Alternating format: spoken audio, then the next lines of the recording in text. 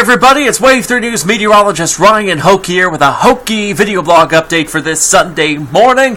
Yes, indeed, it is hazy, hot, and humid as we go throughout the rest of this Memorial Day weekend. If you have some cookouts planned either today or tomorrow, weather looks pretty good. Today you do have a scattered thunderstorm chance to contend with. We'll detail that in the forecast in just a minute. It's not going to be too much to worry about, but something to keep an eye on. Alright, here's today's Hokey Weather Fact. We continue our series of Hokey Weather Facts focusing on storm chasing.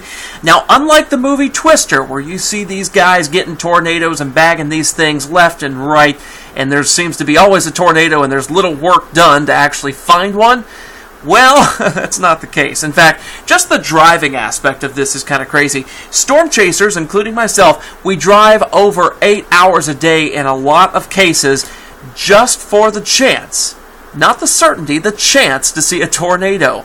I mean, this is a big deal because you're spending lots of time and effort and fuel on trying to find just like a 10 to 20 to sometimes even a 30% chance of a tornado happening with an individual storm, and you often wind up empty-handed. And many years I've gone by and not seen a tornado at all. Kevin Harney could tell you all about that. He had multiple storm chase weeks where he's had some trouble finding storms like that. So it's very difficult, not as easy as what the Twister movie would show, and takes a lot of patience. So my Great Plains Storm Chase starts next weekend. I will be 1 week from this very second we're taping this, getting ready to gear up for my first full day of chasing with Storm Chasing Adventure Tours. I've been chasing with these guys for over 8 years now. This will be my 9th year. They're the real pros at it, and I get to help out with the forecasting, the driving, and educating the tour guests on what we see while we're out there in terms of storms and the forecast. So, Wave 3 News Weather Blog,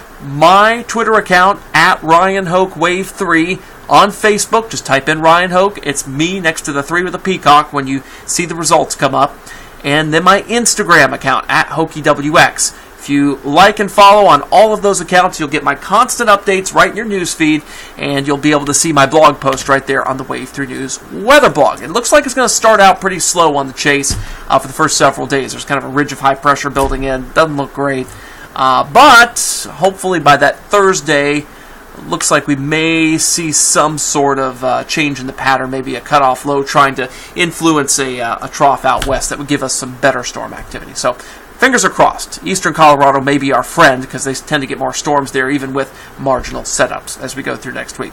Enough about storm chasing. Now we're talking about the weather for us over the next several days. Got that 30% chance of thunderstorms today. The 90s make an entrance for the first time in 2016 at some point over the next several days. Probably not Memorial Day, but it looks like Tuesday and Wednesday have a pretty good chance. And then a nice cool down with a big front coming our way late this week. So here's our Kentucky One Health Sky Track camera in Shepherdsville. A little bit of blue sky, a little bit of sunshine. We're starting out in the 60s this morning. We've got clouds off to our east, and pretty much areas west of Shelbyville have now pretty much seen the clouds clear out for a lot of these areas, and just a partly sunny sky for a lot of those folks. Areas to the west still under considerable cloud cover, and even some of these showers in eastern Kentucky. Why are we seeing this right now? Well, it's kind of interesting. This is actually the moisture fetch from Tropical Storm Bonnie that's getting ready to make landfall in South Carolina. Its moisture fetch goes all the way up to the Great Lakes pretty much. It's a pretty big tropical system, and it's got a lot of moisture with it, so it's able to send it inland pretty far. As this makes its right turn toward Cape Hatteras, we should not see much more of that cloud cover kind of bring it away and give us a little bit better of a weather situation through the afternoon. But here's the deal. That's going to allow for some scattered thunderstorms to develop here in the city and surrounding areas too. But here's what Tropical Storm Bonnie looks like now, kind of limping along as it moves inland. It'll weaken very quickly. Winds at 40 miles per hour, gusts at 50, the last advisory that was issued for this. You'll see the track takes it up toward Kitty Hawk, Wilmington, Wrightsville Beach, Cape Hatteras in North Carolina, and by about Thursday morning, it should still be a tropical depression, maybe kind of a remnant low there. And it may still be causing some concerns because of all the rain and a little bit of that storm surge that we may see at times for those beaches. So we've had folks ask us on Twitter already about vacations next week, heading out to Myrtle Beach, South Carolina, and to the North Carolina shores. There still may be some impacts from this, but it won't be what it is right now. Things should be calming down, but still some choppy water out that way. Here's the scattered storm chance for this afternoon on Futurecast. We're at 81 by 11:30. A couple of these pinprick showers already by 1, 2 o'clock. Maybe an isolated area of thunder out of these. I think by about 5 o'clock these things really reach their stride. Futurecast is not very bullish on sort of the coverage and the intensity here. Not getting the intensity up very high. So it may be a little more of a shower activity threat than a storm activity. Kind of like yesterday, how we had more showers than storms, even not much lightning with those. But as we head throughout the evening hours towards sunset, the showers and thunderstorms, they fade away. Not everybody sees them today. Just have the Wave 3 News app ready. Don't cancel your plans. Don't do it today, especially today. Yesterday, I would have been, a little bit more leery on some outdoor plans, especially if they were very sensitive and you didn't have an indoor location to move to. Today, I think you're a little bit better shape. So I think you'll be in decent shape for the rest of the day there into the evening as those storms move away, and we should see temperatures in the 60s for the overnight hours. Here's your 7-day breakdown. I want to break down the Sunday forecast in a little better detail so you can get an accurate grasp on things.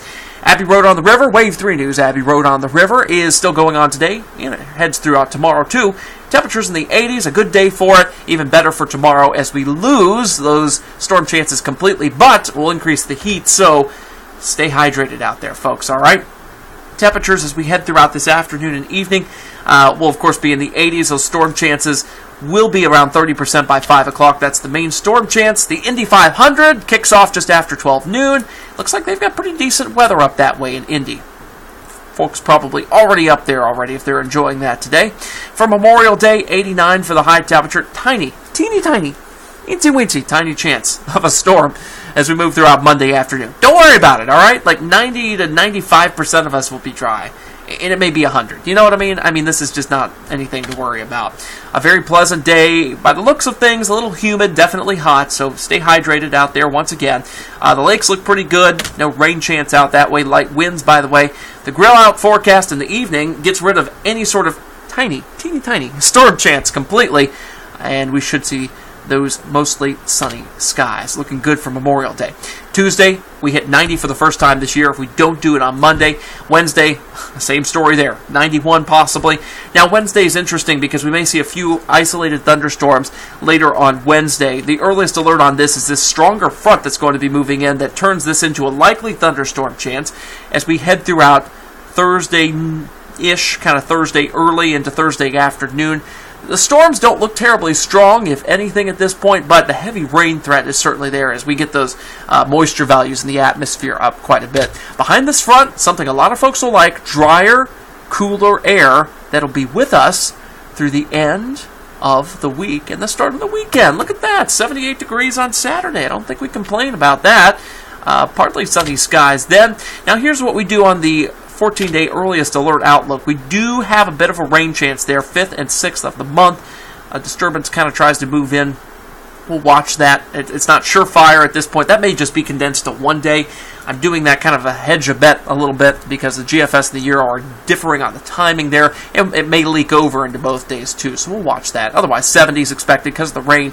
The 80s return in earnest toward the end of the week, and it's because we have that ridge building back in over the east later on in the week that I'm a little more optimistic for our storm chasing expedition that I'll be on out to the west, because generally when you get a big ridge in the east and it gets really hot out west, you get more storminess. So I think that'll start happening around Wednesday or Thursday, and Friday should be a good chase day. That's the last chase day. So if you don't hear a lot from me start of the week, that's why. It's going to be a slow start.